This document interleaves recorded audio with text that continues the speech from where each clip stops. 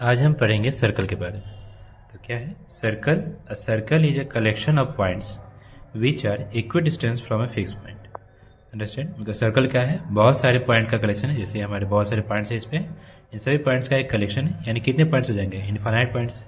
यानी a circle has infinite points. ठीक है, सर्कल क्या है? इनफाइनाइट पॉइंट्स का एक कलेक्शन होता है जो कि एक फिक्स पॉइंट से इक्वल दूरी पे होता है। वो फिक्स पॉइंट क्या कहलाता है? The fix point is called centre and the fix distance, यानी ये सारे पॉइंट्स, यहाँ से इसकी दूरी भी आर होगी, इसकी दूरी भी आर होगी, इस पॉइंट की भी दूरी आर होगी, यानी इस पॉइंट से हर एक पॉइंट की दूरी क्या होगी? आर होगी। तो इस कलेक्शन को हम लोग क्या बोलते हैं? सर्कल बोलते हैं। इस पॉइंट को हम लोग क्या बोलते हैं? सेंटर बोलते हैं। और इस जो फिक्स दूरी है इसे हम रेडियस कहते हैं। अंडरस्टैंड?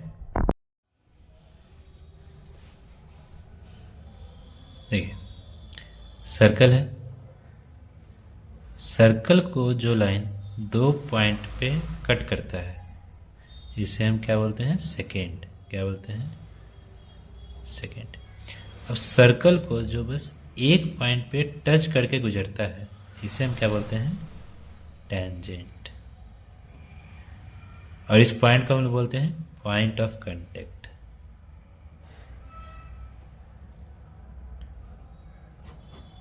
सेकेंड क्या हो गया? A line which cuts a intersect a circle at 2 points। ठीक। और टेंजेंट क्या हो गया? A line which touches a circle eight 1 point. ये हमारा इसका डेफिनेशन हो गया। तो सेकेंड हमारा दो पॉइंट पे टच करता है, मतलब कट करके निकलता है। और टेंजेंट हमारा बस एक पॉइंट पे टच करता है। उस पॉइंट को हम लोग क्या बोलते हैं? पॉइंट ऑफ कांटेक्ट बोलते हैं। Clear?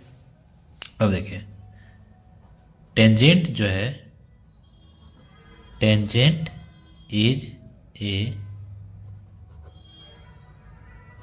Special type of second. Tangent क्या है? एक स्पेशल टाइप ऑफ सेकेंड है। कैसे? तो देखिए, ये हमारा सर्कल है, ये हमारा सेकेंड है। सेकेंड धीरे धीरे आगे बढ़ रहा है, बढ़ते जा रहा है, बढ़ते जा रहा है, बढ़ते जा रहा है। और लास्टली जब वो एक पॉइंट पर टच करता है तो वो क्या बन जाता है? हमारा टेंजेंट बन जाता है।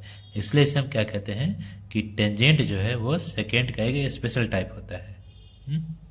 ये भी हमारा क्लियर हो गया। अब इसके बाद क्या होता है? Number of tangent. Number of tangent. ठीक है, ऐसे हमारा सर्कल। सर्कल के अंदर अगर कोई पॉइंट होगा तो हमारा क्या होगा? नो टेंजेंट बनेगा। क्या होगा? No tangent.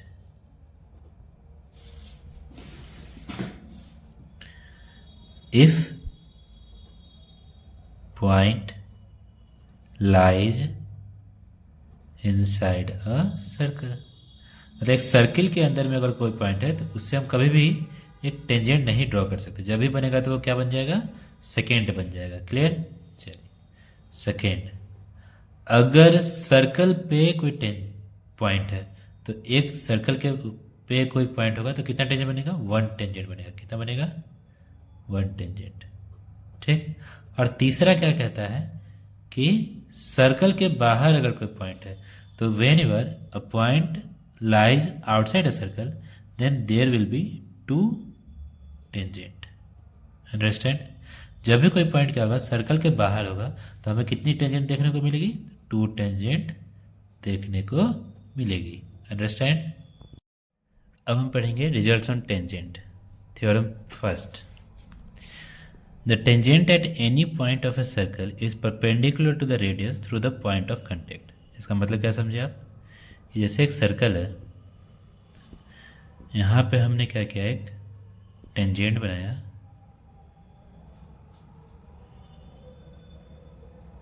किसी भी पॉइंट पर एक टेंजेंट बनाया, वो हमेशा क्या होगा? उस सर्कल का जो रेडियस होगा उसके पॉइंट ऑफ कांटेक्ट को जब मिलाएंगे तो हमेशा क्या बनेगा, परपेंडिकुलर लाइन बनेगा। ठीक है, मतलब कि टेंजेंट हमने ड्रॉ किया, सर्कल से जो रेडियस आया उस पॉइंट ऑफ कांटेक्ट पे जो मिला वो हमेशा वो दोनों लाइन के बीच में हमेशा क्या रहेगा, परपेंडिकुलर रहेगा। यानी कि radius O A is always perpendicular on P Q.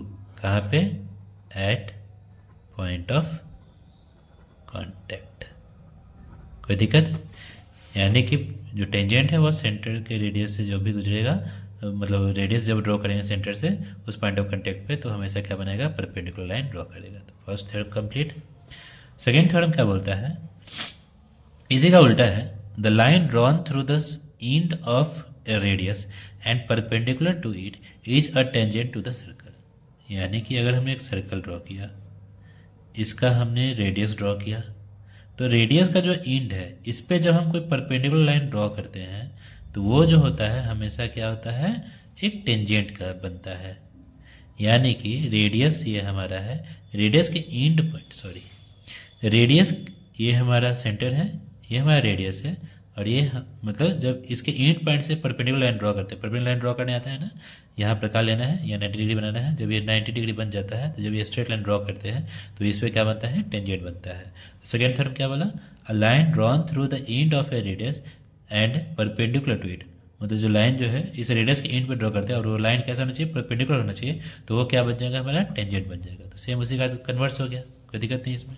चलिए थर्ड थ्योरम आ जाते हैं, the length of tangent drawn from an external point to a circle are equal. जैसा कि हमने अभी, ये हमारा हो गया, ठीक, ये हमारा सर्कल है, ये हमारा एक्सटीरियर पॉइंट है। तो एक्सटीरियर पॉइंट से हम कितने लाइन ड्रॉ कर सकते हैं टेंजेंट का, कितने ड्रॉ कर सकते हैं, 2। Very good. चलिए तो हमने 2 टेंजेंट ड्रॉ कर दिया, क्लियर। ये हमारा क्या नाम रख दें, पी क्यू पी आर। ये हमारा ए पॉइंट बी पॉइंट। तो इसके कहने का मतलब क्या है इस थ्योरम का, कि एक्सटीरियर पॉइंट से जो हमने 2 टेंजेंट ड्रॉ किया है उन दोनों का जो लेंथ होता है, यानी पी ए जो बराबर होगा वो किसके बराबर होगा, पी बी के बराबर होगा। ठीक है, तो इसको प्रूफ कैसे कर सकते हैं, तो हम क्या करेंगे, ड्रॉ करेंगे, ओ पी लाइन ड्रॉ कर दिया, फिर ये हमारा रेडियस हो गया। तो फर्स्ट थ्योरम क्या बोलता है कि रेडियस हमेशा पॉइंट ऑफ कांटेक्ट पे क्या बनाता है, 90 डिग्री बनाता है, कोई दिक्कत नहीं, और ये लेंथ हमेशा इक्वल रहेगा, और ये हमारा कॉमन है। तो जैसे हम लोग प्रूफ करते हैं, in triangle A O P and triangle B O P, इसमें क्या है, देखिए आरएचएस आपको पता है, राइट हाइपोटेनियस साइड, सेम उसी का यूज हो जाएगा। एंगल ओ ए पी बराबर एंगल ओ बी पी, ये हमारा क्या है, 90 डिग्री है। फिर हमारा ओ पी बराबर ओ पी, ये हमारा कॉमन है ना, कॉमन है, और ये हाइपोटेनियस हो गया, ये आर हो गया।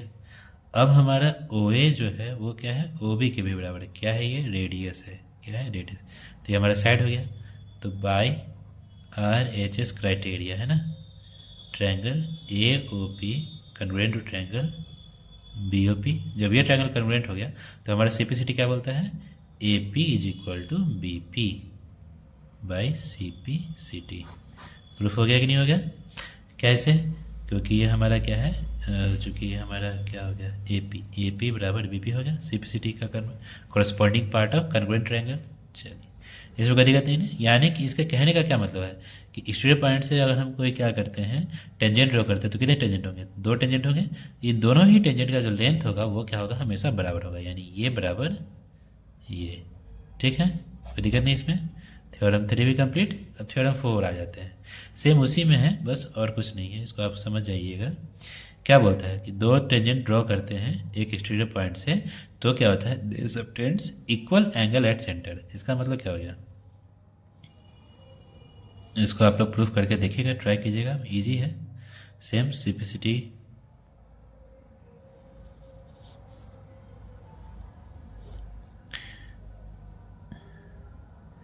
P O A B Q R, तो ये तो हमारा 90 डिग्री हो गया, ये भी हमारा 90 है, इसको ड्रॉ कर दिए। तो ये क्या बोलता है कि ये जो टेंजेंट बना है ये सेंटर पे इक्वल एंगल सबटेंड करता है, तो पहला यही बोलता है, यानी ये बराबर ये। इसका मतलब क्या हो गया पहले का कि एंगल ए ओ पी जो बराबर होगा किसके बराबर होगा, बी ओ पी के बराबर होगा। इसको प्रूफ कैसे कर सकते हैं, देखिए हमने अभी प्रूफ किया कि ये बराबर ये होता है, ये हमारा क्या हो गया रेडियस हो गया, और ये हमारा 90 डिग्री हो गया। तो साइड एंगल साइड से इस ट्रायंगल को हम लोग कन्वर्ट कर देंगे, जब कन्वर्ट होगा तो ये बराबर ये हो गया। अब उसी हिसाब से हमारा ये एंगल बराबर ये एंगल नहीं होगा क्या, ये भी तो हो जाएगा। तो इसी को दूसरा बोलता है कि they are equally incline to the line segment joining the centre to the point.